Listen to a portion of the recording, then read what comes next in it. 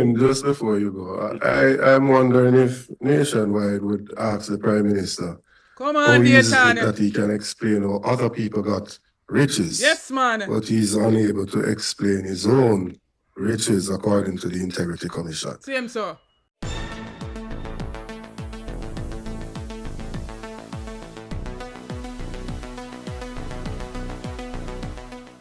Bless up, ABR family. Welcome back to the channel. It's your girl, Isabel Rose. And in this one, Dayton Campbell, along with the People's National Party in their press conference, fixed nationwide news business, post press conference in the question and answer segment. And I want you all to listen to this. We know that they would have tread down the line of the whole FinSac. We heard the Finance Minister Favour Williams yesterday in the Parliament in her closing budget debate presentation, speaking about, FinSac 2.0, and they fail Jamaican people by not releasing the entire report that has seen millions and millions of taxpayers' money paying for, right? They fail the people by coming with gimmickry, not outlining how they will indeed fund some of the programs that they roll out, but instead wants their incubators, bias media, to run out on the People's National Party to question, wants their politically aligned analysts to run out on the People's National Party. But Dayton came out strong, and the People's National Party came out strong in this question and answer post conference. And Dayton stood there like one of them wolf there in the pack, the head wolf in the pack, ready and waiting on their question. I want to see this for yourself. I want to drop on the comments in the comment section. Remember to like, share and subscribe to the channel on the road to 30K and beyond. Shimon Campbell, Nationwide News. Just two questions to, I believe it was Damien who brought up the matter of the school feeding program, so I suppose I'll be putting that to you. Has the costing for that, I noticed you used the unit cost for food, you said $480 to feed an individual. Does that factor in the logistics and administrative costs as well? And further, why not simply just expand the PATH program school feeding rather than create an entirely new initiative to save the potential administrative and other costs attached? All right. We haven't seen how this our new system. However, current $180 per meal considered all costs including transportation. I don't believe each school is growing for race. So by extension, it would consider all of those costs. So what we have done first of all is to increase the number of persons that benefit exponentially. I think a reasonable question is, why is the Ministry of Education currently not feeding the 400,000 that the Minister of Finance suggests are in need? The second reality is that we have exponentially increased the number of children that are going to benefit. And we will create all the necessary steps and programs that will make it be the most efficient and the least thievery.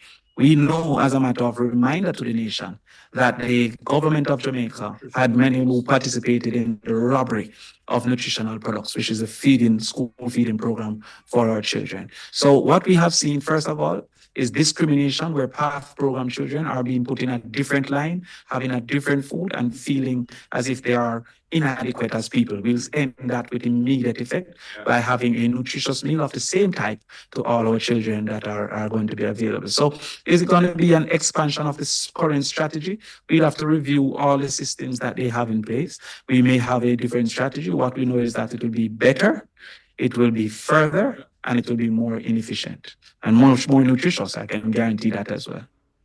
Efficient. 100% more efficient. More inefficient. More efficient, more effective, more nutritious, more children, and more value. Thank you very much. Then to you, Mr. Golding, the people were now wondering, why was this costing not added into your budget presentation as part of that budget exercise? Because as understood, it is a budget debate presentation. So why is this costing now coming to the people rather than during the actual budget debates? Late outreach. The presentation I made was quite comprehensive. It covered a lot of different things. There were other areas that I would want to touch on, which I didn't want to make it too long. The Prime Minister spoke for nearly 5 hours, I think. I didn't think that was appropriate. So, we didn't put in costings because we didn't feel that was necessary in the presentation itself. We weren't producing a budget. This is what I think is very important. The minister said it was an implied budget we were presenting. That's not the case. We are presenting our policy priorities for our first term in office. We know we have costed them, as we've explained today, how they break down. 23 billion is our estimate for all of the things that we have put forward as a charge to the budget. Some of the other things will be paid for by the public bodies which relate to those things. And then there's the NHT, which we're going to stop the extraction of resources from. The government has not said the cost of the capital allowances, which was one of the revenue measures that the minister announced in her budget presentation. She has said that land and buildings and equipment for companies, they're going to get an accelerated capital allowance. There was no costing attached to that in her numbers. That is very irresponsible. We don't know what that's going to cost. Nobody has said a word about it. I'd love Nationwide to raise that. Issue an article, and you can use what I just said in it, so that your many clientele who would listen to you would be happy to hear that, I'm sure. Not so many, but no doubt loyal to you. So yes, that's the answer. We've decided to present it separately as part of in this press conference, only because of the malign and inaccurate comments made by the minister yesterday in her closing of the presentation. We are in opposition, and we put forward ideas and proposals, and we cost them with the benefit of the information available to us, which of course is significantly more limited than what's available to a government. But because of the transparency of the fiscal rules and the fiscal responsibility framework, which we put in place, we at least have revenue estimates, which we never used to have, a fiscal policy paper with projections, which the minister has to sign off on. So she can't tell me that she never meant what she said in here. She signed it. So that is what we have been using in order to deliver the costing of our proposals. Liver? Yes. Someone asked one of my questions, so I'll only ask one. You said yesterday in Parliament that what you presented, the proposals that you presented, are programs that are going to be implemented over the life of our People's National Party government. Yeah. Can you tell the people of Jamaica what programs you intend to implement in year 1, year 2 going forward? Just kind of give us an idea of what are you going to prioritize year 1? Yeah. And yes, so based on the budget as presented by the government, which is going to be the budget that we inherit when we form government, that budget is already going to be in effect because it will be passed on Friday in the Senate, and the next fiscal year starts next week, Tuesday. So it will be the budget that we have to work within initially. But when we enter and we are rolling out our programs, we will, based on the numbers that we have seen, we anticipate being able to implement all of them initially. If, for example, there is a hurricane or something has happened that has thrown out the projections, we will have to make adjustments accordingly. But based on what's in the fiscal policy paper, we anticipate being able to do it. If we recognize at that time that we can't do all 23 plus the 11.4 in the first year of our tenure, then the things that we would be prioritizing are the things that we feel would have the biggest impact on economic growth. Yeah. Reason being because economic growth is going to generate more fiscal space to pay for everything else. So things like helping the farmers, that would be critical. Things like the First in Family program, that would be important too, because we want more students to be encouraged. Our Student Loan Bureau changes, for example, the MSME policy. By the way, the MSME policy is not a fiscal cost because these are businesses that don't currently exist. They're not paying any tax now. By giving them an exemption for 3 years, we're not taking it's not going to be losing any current revenue. I think that's been overlooked by people. Not to mention the pro-box moment and the madness of saying it's $11 billion a year.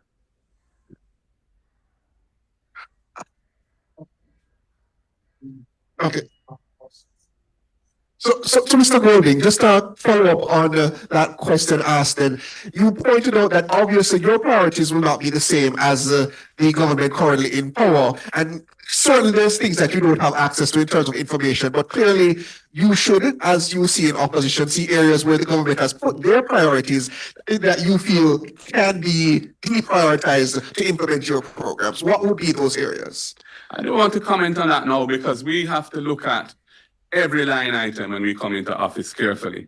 And there are some things that we may defer. There are some things that we may accelerate. There are some things that we may discontinue.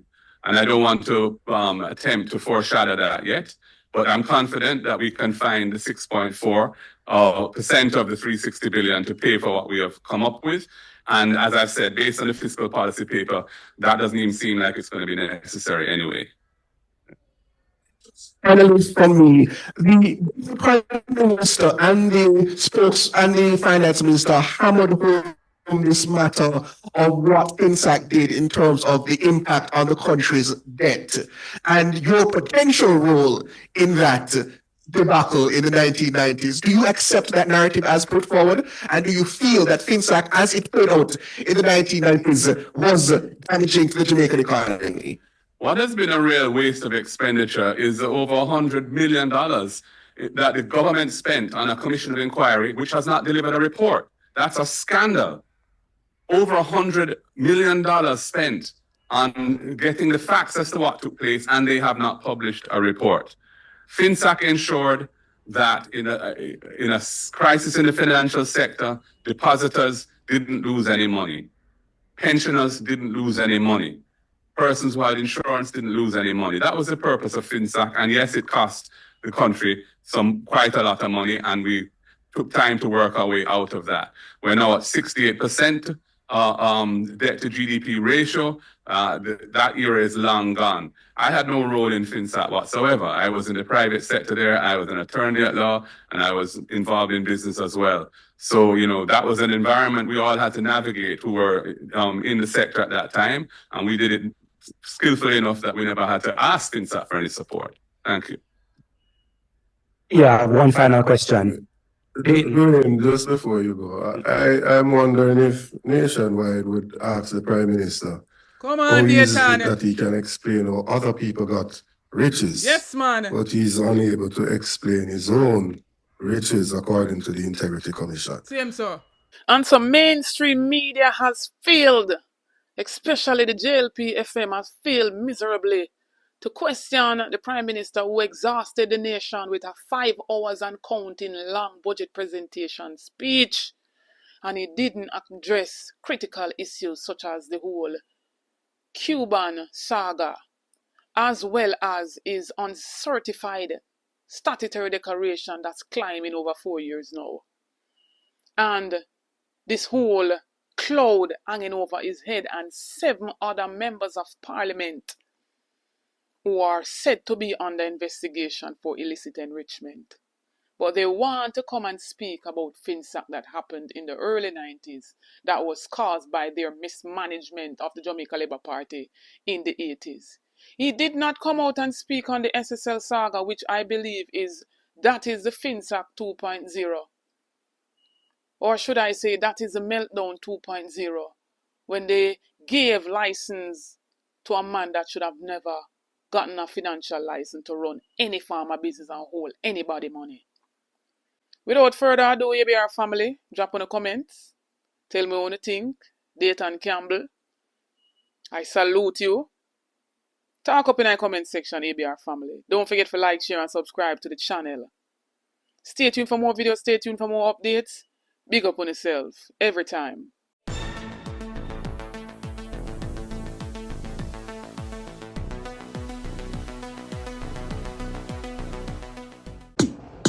Well, not go to no false promise. You think that we are putting back in the office? Or you think we are novice? Or no listen to this?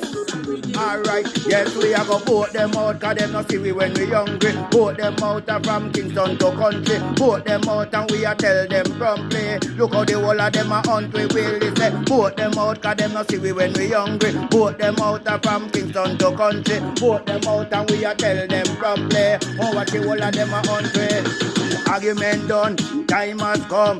Anjo, pack up your things and run. Marky G, I come, we run the kingdom. Cause Anjo, your time is done. Cause we put you in a office for 9 whole year. You sit down in there just like you not here. And every day more money does a disappear. That's why we are gonna vote you out of the fear. Vote them out, cause them not see we when we hungry. Vote them out from Kingston to country. Vote them out and you fi tell them promptly. Oh, what the whole of them are hungry. Yes, we are gonna vote them out, cause them not see we when we hungry. Vote them out from Kingston to country. Vote them out and we are tell them promptly. Oh, what the whole of